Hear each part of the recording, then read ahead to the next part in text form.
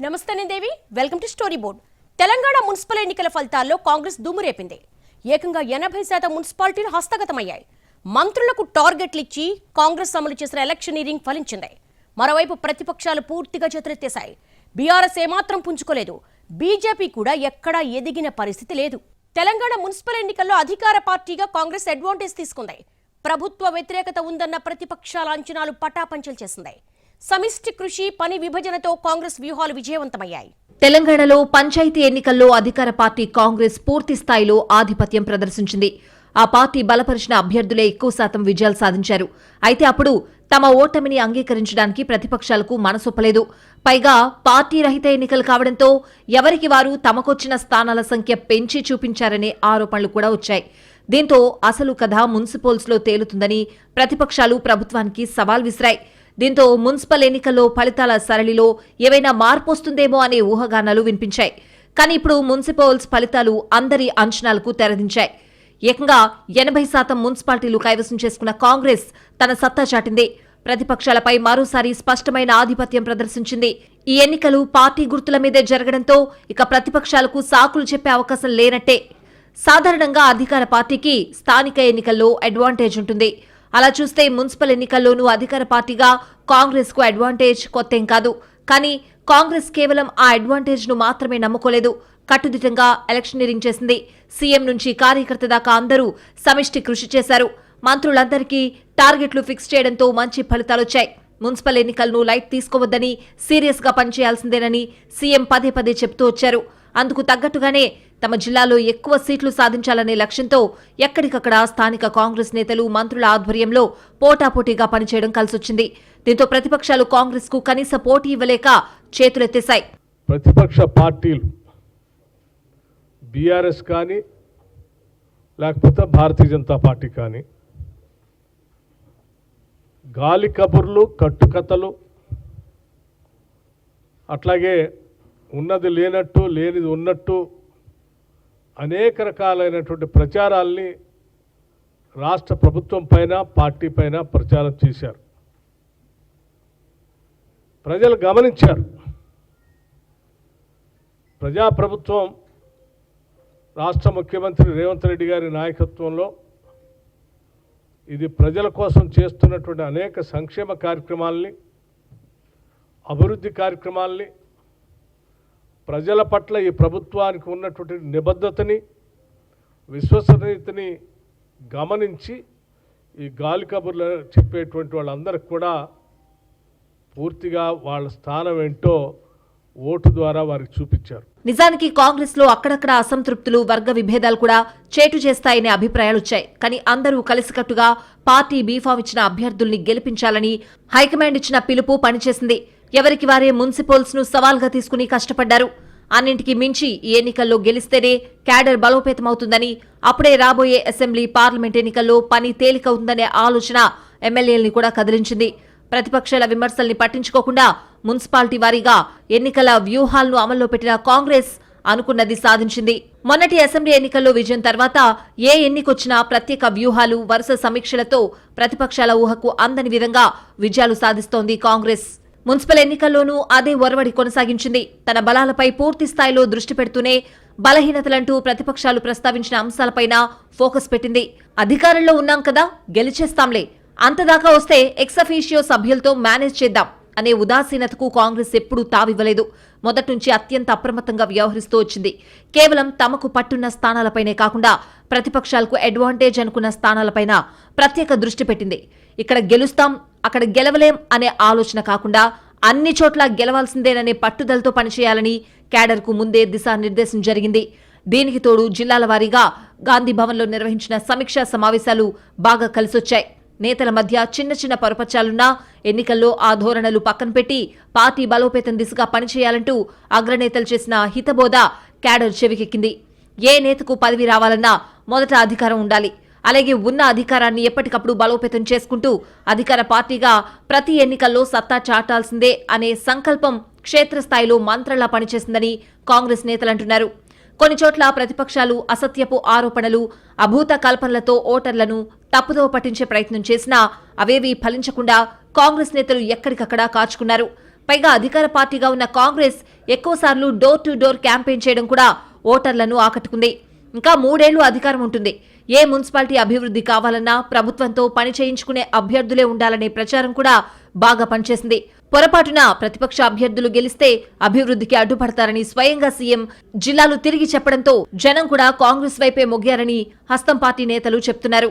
అలాగే 10 ఏళ్ల బీఆర్ఎస్ పాలనతో 2 ఏళ్ల కాంగ్రెస్ పాలనను పోల్చి చూడాలని చేసిన ప్రచారం కూడా వర్కౌట్ అయింది. బీజేపీ కేంద్రంలో అధికారంలో ఉన్నా రాష్ట్రానికి ఏవీ ఇవ్వలేదన్న ప్రచారం కూడా జనంలోకి వెళ్లిందని కాంగ్రెస్ చెప్తోంది. ఆ 2 పార్టీలతో ఏవీ కాదని తేల్చుకున్నాకే ఓటర్లు కాంగ్రెస్ ను ఆశీర్వదించారనే వాదన వినిపిస్తున్నాయి గాంధీ భవన్ వర్గాలు. మున్సిపల్ ఎన్నికల విషయంలో తెర ముందు ప్రచార వ్యూహంతో తెర వెనుక వ్యూహాల్లోనూ కాంగ్రెస్ చాలా జాగ్రత్తలు తీసుకుంది. ఉన్న నేతల్ని సమర్థంగా ఉపయోగించుకోవడంతో పాటు ఎంతో కొంత అసంతృప్తిగా ఉన్న నేతల్ని కూడా గుర్తించి వారిని యాక్టివ్ చేసేందుకు అమలు చేసిన వ్యూహాలు కూడా కలిసొచ్చాయి అనడంలో సందేహం లేదు. ఎవరేమనుకున్నా పార్టీనే సుప్రీం అని, గెలిస్తే అందరికీ పదవులొస్తాయి లేదంటే అందరికీ నష్టమే అనే అభిప్రాయాన్ని పై స్థాయి నేతల దగ్గర నుంచి కింది స్థాయి క్యాడర్ దాకా అందరూ అంగీకరించారు. ఆ మేరకు ఎన్నికల్లో క్షేత్రస్థాయిలో కష్టపడ్డారు. ఆ కష్టమే ఇప్పుడు ఫలితాల రూపంలో ప్రతిఫలమిచ్చింది అనేది కాంగ్రెస్ నేతల మాట. మొత్తం మీద మొన్న పంచాయతీ, ఇప్పుడు మున్సిపల్స్ ఫలితాలతో రాష్ట్రంలో కాంగ్రెస్ ఆధిపత్యానికి తిరుగులేదంటున్నాయి ఆ పార్టీ వర్గాలు. ప్రతిపక్షాలు పగటి కలలు కంటున్నాయని ఓటర్లే తేల్చి చెప్పారని చెప్తున్నాయి. అటు పల్లె ఇటు పట్నం 2 కాంగ్రెస్కే పట్టం కట్టడం, తెలంగాణలో ప్రజాపాలనకు ప్రజామోదం ఉన్నట్టే అనే అభిప్రాయాలు వస్తున్నాయి. ఇప్పటివరకు 2 ఏళ్ల పాలనపై ప్రజలు సంతృప్తిగానే ఉన్నారని, రాబోయే 3 ఏళ్ల పాటు ఇదే సానుకూలత కంటిన్యూ అయితే మరో టర్మ్ అధికారం పెద్ద కష్టం కాదని కాంగ్రెస్ లెక్కలేస్తోంది. పనిలో పనిగా మున్సిపల్స్ విజయంతో క్యాడర్ కూడా బలపడిందని హర్షం వ్యక్తం చేస్తోంది. ప్రధాన ప్రతిపక్షం బీఆర్ఎస్ మున్సిపల్స్ లోనూ చేతులెత్తేసింది. చివరి 3 రోజులు హడావుడి మినహా పూర్తిగా కాడి కింద పడేసింది. దీంతో జనం కూడా బీఆర్ఎస్ ను పెద్దగా పట్టించుకోలేదు. పంచాయతీ ఎన్నికల్లో స్వీయ తప్పిదాలే కొంప ముంచాయని విశ్లేషణ చేసుకున్న బీఆర్ఎస్ మున్సిపల్స్ లోనూ ఏమాత్రం పుంజుకోలేదు. పురపాలనలో తమ ట్రాక్ రికార్డ్ చూడాలని ముందే సవాల్ విసిరిన గులాబీ పార్టీ ఆ మేరకు గట్టిగా ప్రచారం చేయడంలో మాత్రం వెనుకబడింది. ఎప్పటిలాగే అధినేత కేసీఆర్ ఫామ్ హౌస్ దాటలేదు. కనీసం కేటీఆర్, హరీష్ రావు కూడా విస్తృతంగా ప్రచారం చేయకుండా కేవలం 3 రోజుల ముచ్చటతో సరిపెట్టారు. ఓవైపు అధికార పార్టీ ఎన్నికల్ని సీరియస్ గా తీసుకుని పనిచేస్తూ ఉంటే, ప్రధాన ప్రతిపక్షంగా మరింత పకడ్బందీగా వ్యవహరించాల్సిన బీఆర్ఎస్ మున్సిపల్స్ ను లైట్ తీసుకోవడం ఆ పార్టీ క్యాడర్ కు కూడా జీర్ణం కావడం లేదు. ప్రచారంలో సీరియస్నెస్ పెంచి ఉంటే ఖచ్చితంగా మెరుగైన ఫలితాలు వచ్చేవి అనేది గులాబీ క్యాడర్ ఉద్దేశంగా ఉంది. కానీ అగ్రనేతలు మాత్రం కాడి కింద పడేసి ఓటర్లకు కూడా ప్రతికూల సంకేతాలు పంపారని ఆవేదన చెందుతున్నారు కార్యకర్తలు. అసలు గెలవాలనే గట్టి సంకల్పం, ప్రచారంలో సమగ్ర వ్యూహం లేకుండా ఏ పార్టీ అయినా జనంతో ఎలా ఓట్లు వేయించుకోగలుగుతుంది అనేది రాజకీయ వర్గాల నుంచి కూడా వస్తున్న ప్రశ్న. అసలు గ్రామీణ తెలంగాణ కంటే పట్టణ తెలంగాణలోనే తమ బలం ఎక్కువని మొదటి నుంచి బీఆర్ఎస్ అనుకుంటూ వచ్చింది. మొన్నటి అసెంబ్లీ ఎన్నికల్లోనూ పల్లెల్లోనే కొంప మునిగిందని లెక్కలేసుకుంది. అలాంటప్పుడు అర్బన్ తెలంగాణలో ఉన్న క్యాడర్ను, పార్టీ బలాన్ని సమర్థంగా వాడుకోవాల్సిన పరిస్థితి ఉంది. కానీ బీఆర్ఎస్ మాత్రం మున్సిపల్స్ ప్రకటన వచ్చాక కూడా ఇతర అంశాలపై ఎక్కువ దృష్టి పెట్టి ఎన్నికల ప్రచారాన్ని గాలికొదిలేసింది. ఆ తర్వాత కూడా మొక్కుబడిగా 3 రోజులు క్యాంపెయిన్ చేసి మమా అనిపించింది. దీంతో ఓటర్లు కూడా బీఆర్ఎస్ ను లైట్ తీసుకున్న పరిస్థితి కనిపించింది. గట్టిగా మాట్లాడితే ఇప్పుడు బీఆర్ఎస్ గెలిచిన స్థానాలు కూడా ఓటర్ల దయ్యే తప్ప ఆ పార్టీ వ్యూహరచన చేసింది తక్కువే అని చెప్పడానికి సందేహించాల్సిన పనేం లేదు. అసలు బీఆర్ఎస్ సమస్య ఏంటో ఆ పార్టీ క్యాడర్కే పూర్తిగా అర్థం కావడం లేదు. అధికారంలో ఉన్నంతకాలం తనకు ఎదురు లేదు అన్నట్టుగా ఉన్న గులాబీ పార్టీ ఒక్కసారి ఓడిపోగానే పూర్తిగా అస్త్ర సన్యాసం చేసింది. దేశంలో చాలా పార్టీలు అధికారం కోల్పోయి ప్రతిపక్షంలోకి వచ్చాయి. కానీ రాజకీయ పార్టీ అన్నాక ప్రజల్లో ఉండాలి. ప్రతి ఎన్నికను సీరియస్ గా తీసుకుని పోరాడాలి. మిగతా రాష్ట్రాల్లో ప్రతిపక్షాలు అలాగే పోరాడుతున్నాయి కూడా. గెలుపోటముల సంగతి పక్కన పెడితే ఫైటింగ్ స్పిరిట్ విషయంలో తమను తప్పుపట్టకూడదనే యోచనతో ఉంటున్నాయి. కానీ బీఆర్ఎస్ లో మాత్రం గెలవాలనే ఆలోచన సంగతి తర్వాత కనీసం పోరాడాలనే యోచనే కొరవడ్డం భావదారిద్ర్యానికి పరాకాష్ట అనే చెప్పాలి. ప్రతిపక్షం అన్నాక 5 ఏళ్లు ప్రభుత్వం ఏం చేసినా చూస్తూ ఊరుకోవలసిన పనేం లేదు. తమ వాదనలో పస ఉందని గట్టిగా నమ్మితే స్థానిక ఎన్నికల్లో ఓటర్లను ఆకట్టుకోవడానికి గట్టిగా ప్రయత్నించాలి. ఎప్పటికప్పుడు వచ్చే కొత్త అంశాలపై కూడా తమ విధానమేంటో చెప్పి ప్రజల్ని కన్విన్స్ చేయాలి. అన్నిటికంటే ముఖ్యంగా ప్రతిపక్షం ఎప్పుడూ ప్రజల్లోనే ఉండాలి. అంతేకాని కేవలం ప్రెస్ మీట్లు, సవాళ్లతో పని కాదనే విషయం ఇప్పటికైనా గ్రహించాలి. బీఆర్ఎస్ పరిస్థితి చూస్తూ ఉంటే ఇప్పటికైనా జ్ఞానోదయం కలుగుతుందా లేదా అనే సందేహాలు వస్తున్నాయి. ఎందుకంటే పల్లెల్లో భంగపాటు తర్వాత కూడా పార్టీ మున్సిపల్స్ కు ఏమాత్రం సన్నద్ధతలో మార్పు తెచ్చుకోకపోవడం కొత్త అనుమానాలకు తావిస్తోంది. ఈ లెక్కన అసెంబ్లీ ఎన్నికలు వస్తే కానీ బీఆర్ఎస్లో రాజకీయ చలనం రాదా అనే ప్రశ్నలు పుట్టుకొస్తున్నాయి. నిజంగా నీ గవర్నమెంట్ మీద నీకు అంత నమ్మకం ఉంటే ఆ 10 మందితో రాజీనామా చేపించి ఎలక్షన్ చూద్దాంపా. ఎందుకంటే ఇది స్థానిక ఎన్నికలు. ఆ స్థానికంగా మోరీ బాగుందా, ఆడ నీళ్ళు వస్తున్నాయా లేవా, ఆడ అభ్యర్థి ఓడిపోయిందా గెలిచిండా, వీటన్నిటి మీకెళ్ళి నడుస్తుంది. ప్లస్ ప్రభుత్వం ఎన్నిటి మీకెళ్ళి నడుస్తుంది. నీకు తెలుసు, నాకు తెలుసు. ఇప్పుడు బాన్స్వాడ్ ఉంది, ఫర్ ఎగ్జాంపుల్ చెప్తున్నాను. నేను పోయి మొన్న ఆడ సవాల్ చేసిన పోచారం గారిని, రండి రాజీనామా చేసి రండి, భయం ఎందుకు, నిజంగానే బాన్స్వాడ మున్సిపాలిటీ గెలిచినా అంటది కదా కాంగ్రెస్, రా మరి గోదాలోకి రా, బాన్స్వాడలో రాజీనామా చేయి. ఒక పోచారం గారే కాదు, 10 మంది ఎమ్మెల్యేలు ఎవరైతే ఇవాళ కాంగ్రెస్ వాళ్ళు వాళ్ళ పార్టీలో చేర్చుకున్నారో, సరే స్పీకర్ గారు చేర్చుకోలేదని చెప్పి ఏదో సాంకేతికంగా చెప్తుండు, కానీ మీకు తెలుసు, మాకు తెలుసు, ప్రజలకు తెలుసు. అక్కడ ఎన్నికలకు రండి, రాజీనామా చేయండి, ఎన్నికలకు రండి, ప్రజలు చెప్తారు. 10 చోట్ల ఉప ఎన్నికలు వస్తే డెఫినెట్గా అదొక ఇండికేటర్ అవుతుంది. బీఆర్ఎస్ మున్సిపల్స్ లో తెచ్చుకున్న సీట్లు చూస్తే ఖచ్చితంగా అవి ఆ పార్టీ బలం కంటే తక్కువే అనేది గులాబీ నేతల అంతర్గత అభిప్రాయం. కానీ అదే మాట పైకి అనడానికి కుదరదు కాబట్టి మాట్లాడరు. సరే, బహిరంగంగా నిజాలు చెప్పలేకపోయినా కనీసం అంతర్గత సమావేశాల్లో అయినా చెప్పగలరా అంటే అది లేదు. ఇప్పటికీ కేసీఆర్ ను కలవడానికి అందరికీ అవకాశం లేదు. పోనీ కలిసే కేటీఆర్, హరీష్ తో అయినా అందరూ మనసు విప్పి మాట్లాడగలరా అంటే అవును అని గట్టిగా చెప్పలేని దుస్థితి. అసలు అసెంబ్లీ ఎన్నికల్లో ఓటమి తర్వాత జరిగిన సమీక్షల్లోనే క్షేత్రస్థాయి నుంచి బీఆర్ఎస్ కు చాలా సలహాలొచ్చాయి. పార్టీ దృక్పథమే మార్చుకోవాల్సిన అంశాల జాబితా కూడా వెలుగులోకొచ్చింది. కానీ ఆ మేరకు మార్పులు జరిగాయా అంటే లేదనే చెప్పాలి. ఎంతసేపు కాంగ్రెస్ నేతలే అధికారాన్ని బంగారు పళ్లెల్లో పెట్టి తమకు అప్పగిస్తారనే భ్రాంతిలో బతికేయడమే కానీ సర్కార్ విషయంలో ప్రత్యేక వ్యూహరచన ఉన్నట్టుగా కనిపించడం లేదు. ఎంతసేపు తమ పాలన గురించిన గొప్పలు చెప్పుకోవడమే కానీ ఆ పాలన నచ్చకే ప్రజలు తిరస్కరించారనే వాస్తవాన్ని ఉద్దేశపూర్వకంగా విస్మరిస్తున్నారు గులాబీ నేతలు. పై స్థాయిలో కేటీఆర్, హరీష్ ఇప్పటికీ తమకు పొరపాటున అధికారం చేజారిందని ప్రజలు కాంగ్రెస్ హామీలు నమ్మి మోసపోయారని చెప్తున్నారు. వారి బాటలోనే ద్వితీయ శ్రేణి నేతలు క్యాడర్ కూడా నడుస్తోంది. దీంతో ప్రజలతో అసలు గ్యాప్ ఎందుకు వచ్చిందనే ప్రశ్నలు, వాటికి సమాధానాలు, ఆ గ్యాప్ పూడ్చుకునే కార్యాచరణ అన్నీ అటకెక్కాయి. ఇలాగే ఉంటే మనమే కాంగ్రెస్ కు రెండోసారి అధికారం అప్పగిస్తామని గులాబీ క్యాడర్ మొత్తుకుంటున్నా వినిపించుకునే నాదురే లేడు. ఏ పార్టీకైనా ఖచ్చితంగా కొన్ని బలాలుంటాయి. ఎంత దారుణ ఓటమి తర్వాతైనా పుంజుకోవడానికి తప్పకుండా అవకాశం ఉంటుంది. మనసుంటే మార్గం ఉంటుంది. కానీ బీఆర్ఎస్ లో మాత్రం పార్టీని పుంజుకునేలా చేయాలనే ఆలోచన ఉన్న నేత అసలున్నారా అనేది అసలు ప్రశ్న.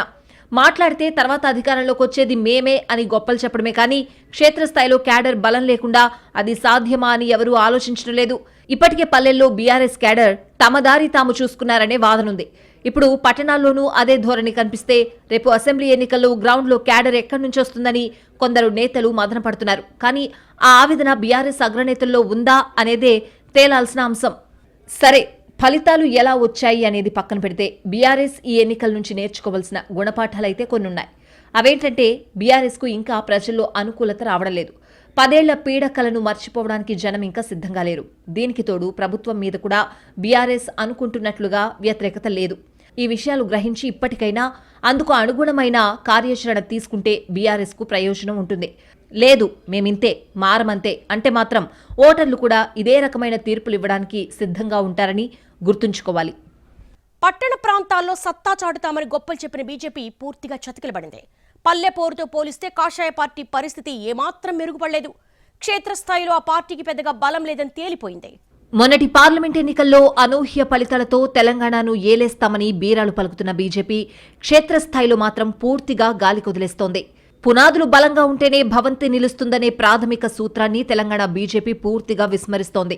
ఎప్పటికప్పుడు ఎన్నికల్లో ఓటములు ఎదురవుతున్నా పార్లమెంట్ ఎన్నికల ఫలితాలు చెప్పి అదరగొట్టడం, కేంద్రంలో అధికారం పేరు చెప్పి ఇతర పార్టీలను బెదరగొట్టడానికే పరిమితమవుతోంది.